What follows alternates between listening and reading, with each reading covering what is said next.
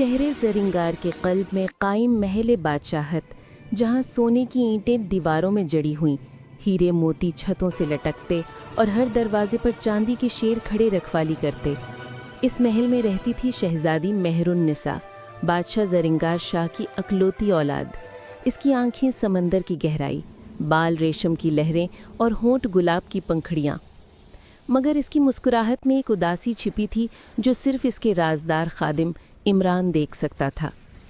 عمران محل کا سب سے وفادار خادم تھا، 30 برس کا جوان، قد بلند، چہرہ نورانی، مگر آنکھوں میں ایک راز جو اس نے کبھی کسی سے نہ کہا۔ وہ شہزادی کا سایہ تھا، جہاں شہزادی وہاں عمران۔ بادشاہ کی ہدایت تھی کہ شہزادی کا ہر لمحہ محفوظ ہو، مگر عمران کے دل میں محبت کا ایک طوفان اٹھ رہا تھا جو نہ وہ روک سکتا تھا نہ بتا سکتا تھا۔ ایک رات جب چاند محل کی چھت پر چاندی بکھیر رہا تھا، شہزادی اپنے کمرے کی بالکنی میں کھڑی تھی۔ عمران دروازے پر پہرا دے رہا تھا۔ شہزادی نے آہستہ سے پکارا، عمران۔ حضور۔ عمران اندر آیا، سر جھکائے۔ کیا تم نے کبھی سوچا کہ یہ محل ایک قید خانہ ہے؟ شہزادی کی آواز میں درد تھا۔ عمران خاموش رہا۔ اس کے دل نے کہا، ہاں حضور، اور میری محبت بھی ایک قید ہے، مگر زبان پر صرف اتنا آیا، حضور یہ آپ کی حفاظت کے لیے ہے۔ شہزادی نے ایک گہرا سانس لیا۔ مجھے ایک راز بتانا ہے عمران، مگر تم وعدہ کرو کہ یہ راز تمہارے ساتھ مرے گا۔ عمران کے دل کی دھڑکن تیز ہوئی۔ حضور میری جان آپ پر قربان، شہزادی نے آہستہ سے کہا۔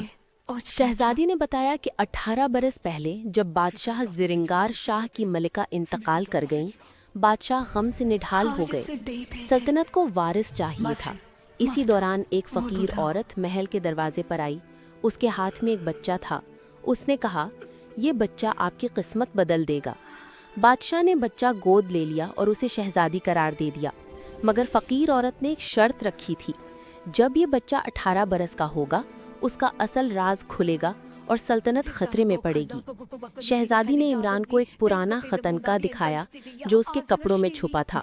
اس پر لکھا تھا، تم شہزادی نہیں، تم ایک راز ہو۔ تمہارا باپ کوئی بادشاہ نہیں بلکہ ایک لعنتی خاندان کا آخری وارث ہے۔ جب چاند مکمل گھٹے گا تمہارا خون سلطنت کو بچائے گا یا تباہ کر دے گا۔ عمران نے خط پڑھا اور اس کے ہاتھ کانپنے لگے۔ حضور یہ جھوٹ ہے، آپ بادشاہ کی بیٹی ہیں۔ نہیں عمران، میں نے اپنے خوابوں میں ایک عورت کو دیکھا ہے جو مجھے بلاتی ہے۔ وہ کہتی ہے کہ میں اس کی بیٹی ہوں، اور وہ عورت وہ فقیر عورت تھی۔ اسی رات بادشاہ کے وزیر اعظم مراد خان نے محل میں خفیہ اجلاس بلایا۔ مراد خان ایک طمعکار انسان تھا۔ وہ جانتا تھا کہ شہزادی کوئی عام بچہ نہیں۔ اس نے فقیر عورت کو برسوں پہلے مار ڈالا تھا، مگر اس کا راز زندہ تھا۔ مراد خان کا منصوبہ تھا کہ شہزادی کو زہر دے کر بادشاہ کو کمزور کرے اور خود تخت پر بیٹھے، مگر اسے ایک اور راز معلوم ہوا۔ شہزادی کا خون ایک قدیم جادوئی طلسم کو کھول سکتا تھا جو سلطنت کے خزانے کے نیچے دفن تھا۔ اس طلسم میں ایسی دولت تھی جو پوری دنیا خرید سکتی تھی۔ مراد خان نے اپنے وفادار سپاہی قاسم کو حکم دیا کہ شہزادی کو اغوا کرے اور اس کا خون نکالے۔ عمران کو شک ہوا۔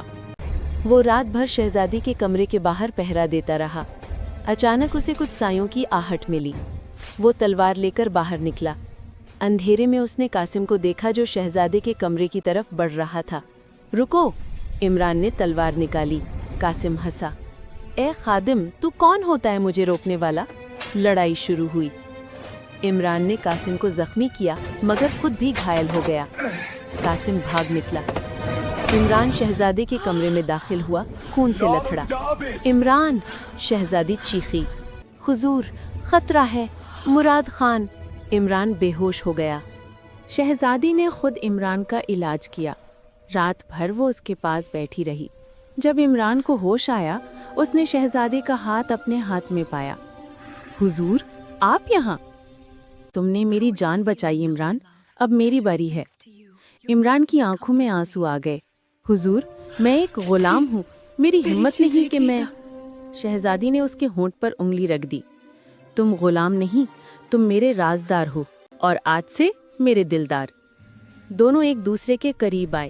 पहला बोसा जो बरसों की मोहब्बत का एतराफ़ था, मगर ये मोहब्बत खतरे से भरी थी।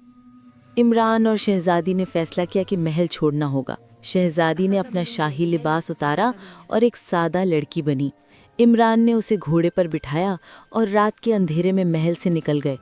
मगर मुराद खान के जासूस हर जगह थे। उन्हें जंगल में घेर लिया गया। इमरान ने शहजादी को एक गार में छुपाया और अकेला लड़ा। उसने 10 सिपाहियों को मार गिराया, मगर जख्मों से भर गया।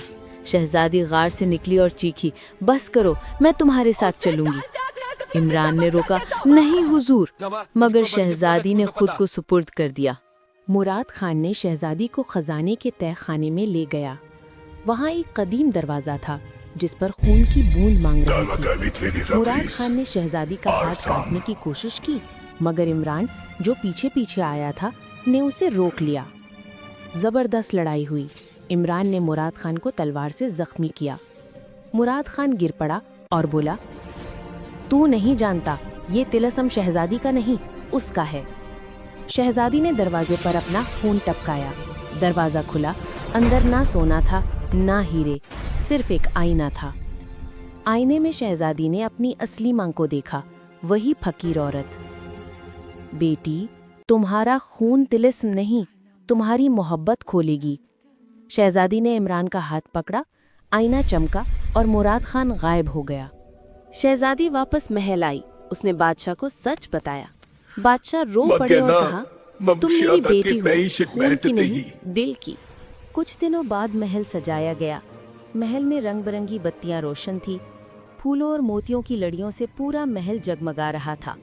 शहजादी और शहजादा दोनों अरूसी मलबूसात में खड़े थे। दोनों ने धूमधाम से शादी की और शादी के कुछ ही अरसे बाद खुदा ने उन्हें एक खूबसूरत बेटी अता की।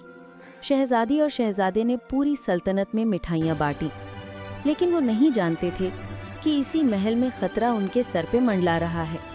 मलिका अपनी नन्ही बेटी को झूले में लिटाकर बाहर काम के लिए निकली तो वापस आने पर वो झूला देखकर वो चीख उठी, क्योंकि झूले में उसकी बेटी मौजूद न थी।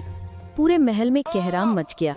बादशाह ने सबको इकट्ठा किया और गुस्से में खड़ा अब सबसे पूछताछ करने लगा, लेकिन सबने यही कहा कि उन्होंने किसी को भी नन्ही शहजादी के कर जाते नहीं देखा।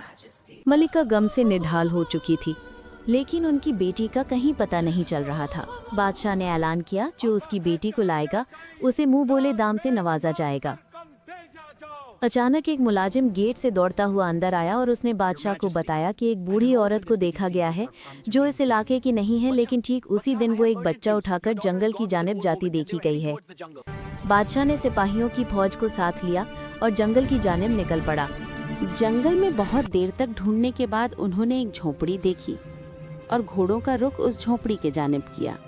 जब बादशाह झोपड़ी के अंदर पहुंचा तो देखा एक बूढ़ी औरत बैठी बालों को संवार रही है। इस बूढ़ी औरत के कपड़े फटे पुराने थे, लेकिन उसकी आंखों में बदले की आग उबल रही थी। बादशाह ने फौरन से पूछा, कहाँ है मेरी बेटी, बताओ मुझे।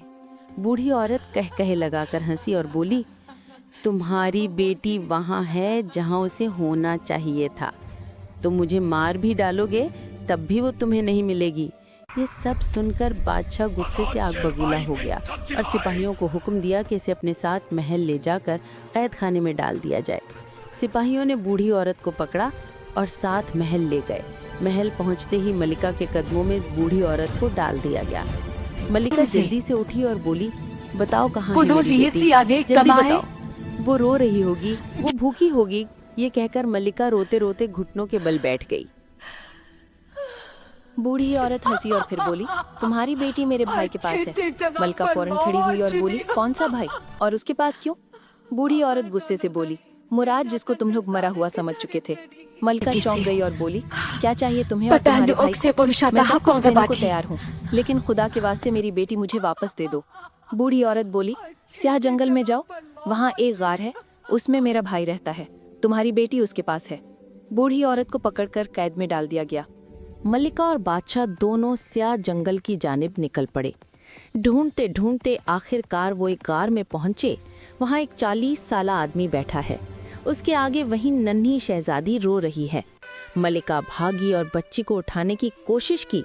ऐन उसी वक्त मुराद ने बच्ची को उठा लिया। मुराद बोला, नहीं मलिका साहिबा, ये बच्ची मेरे लिए बहुत कीमती है। ये मेरा हर बदला चुकाने का एक अहम मोहरा है। ऐसे कैसे दे दूं तुम्हें? बादशाह आगे बढ़ा और बोला, मुराद तुम्हें क्या चाहिए?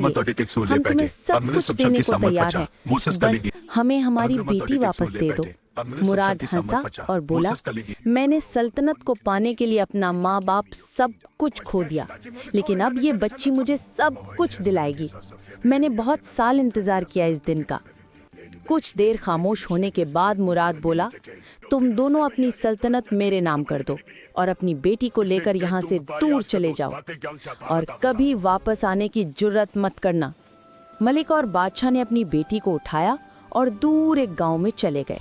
मुराद वापस सल्तनत में आया और लोगों को बताया कि बादशाह और मलिका को एक खौफनाक शेर ने चीर फाड़ दिया है और अब ये सल्तनत मैं संभालूंगा।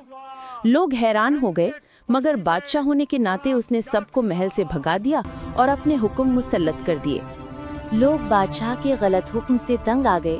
सबके माली और माशी हालात बदतर होने लगे। सल्तनत घाटे में जा रही थी। इसी दौरान कुछ लोग इकट्ठे हुए और आपस में मशवरा किया कि बादशाह का पता लगवाएंगे, क्योंकि उन्हें शक हो गया था कि ये बादशाह झूठा है और हम सबसे मलिका और बादशाह का राज छिपा रहा है। सब लोग मिलकर बादशाह और मलिका को तलाश करने के लिए निकल पड़े। दूर दूर के गांव और मुख्तलिफ सल्तनतों में खोज लगवाई गई, मगर कुछ पता न चला। एक दिन एक बूढ़ा आदमी कहीं दूर के एक गांव आया। उसने बताया कि एक आदमी, उसकी बीवी और एक छोटी सी बच्ची हमारे गांव में पिछले 3 महीने से रह रहे हैं। वो अपना कुछ पता नहीं बताते। ये सुनकर 3-4 बुजुर्ग आदमी उस गांव पहुंचे और जब उन्होंने बादशाह को देखा तो रो पड़े और बादशाह को सारा हाल सुना डाला। ये सब सुनकर बादशाह बहुत अफसुर्दा हुआ और फिर बादशाह ने भी वो सारा माजरा सुना डाला जो उन पर बीता। लोगों ने फैसला किया कि अब बादशाह को उनका असली मकाम वापस दिलाया जाए। बुजुर्ग वापस आए और आकर सारा किस्सा लोगों को सुनाया तो सब लोग बादशाह को लेने के लिए निकल पड़े। मुराद को गाँव के सब लोगों ने मिलकर मार मार कर भगा दिया और बादशाह को दोबारा उसकी सल्तनत लौटा दी। मलिका, बादशाह और उसकी बेटी वापस सल्तनत आए और हंसी खुशी जिंदगी गुजारने लगे।